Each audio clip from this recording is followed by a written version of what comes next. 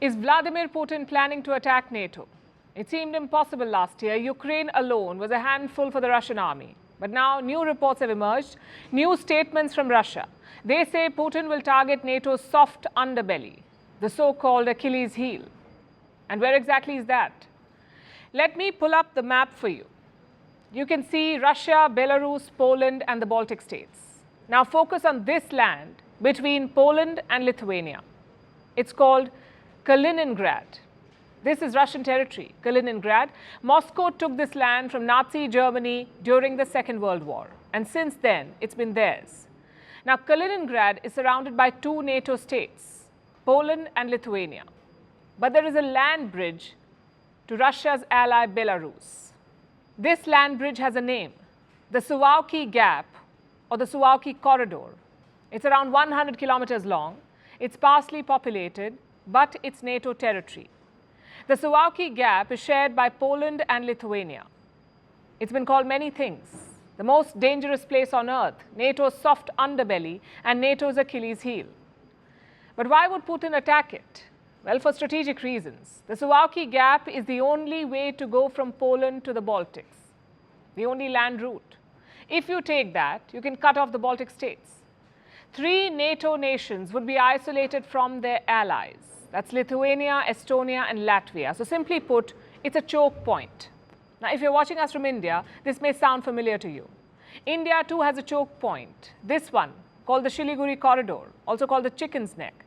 This corridor connects India to the northeastern states. What Siliguri is to India, Suwalki is to NATO. But coming back to Putin, what's his plan of action? The Kremlin itself has not said anything, but Russian parliamentarians explained how it would unfold.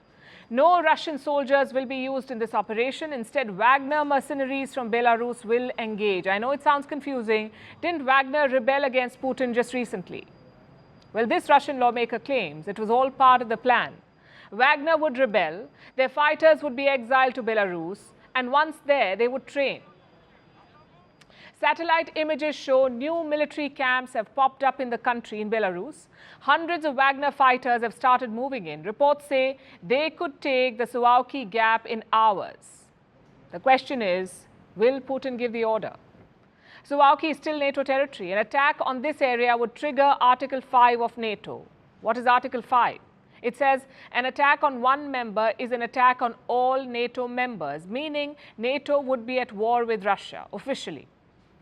Will Putin risk that? Let's play the devil's advocate for a bit.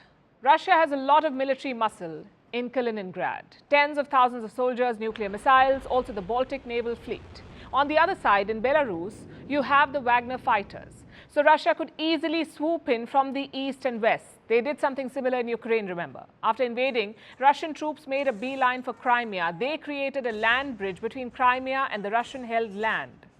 So taking Suwalki would be easy, but holding on to it, that will be much tougher. NATO has been preparing plans to defend against Russia. They've dusted out old plans from the Cold War, so chances are they have mapped this eventuality, they've mapped it out. Plus, it's not uncommon for countries to prepare such attack plans. Not to use them, but just as backup. So perhaps this Suwalki plan is something similar. Logic says Putin will not use it. His attention is pretty much on Ukraine right now. He's pounding Ukrainian cities with airstrikes. The latest was on Odessa. This is a port city in southern Ukraine, Odessa. It was hit by 2 consecutive nights of airstrikes. Take a look at the damage. Entire buildings have been destroyed. Even the port of Odessa was hit. Russia is calling this revenge strikes. Retaliation for the Crimean bridge attack earlier this week. Now, targeting the port was not a coincidence, by the way. Russia pulled out of the Black Sea grain deal this week. It says Ukraine is using the Black Sea for combat, hence the attack on Odessa. And the whole world should be concerned about this. Ukraine makes up around 9% of all wheat exports, global wheat exports.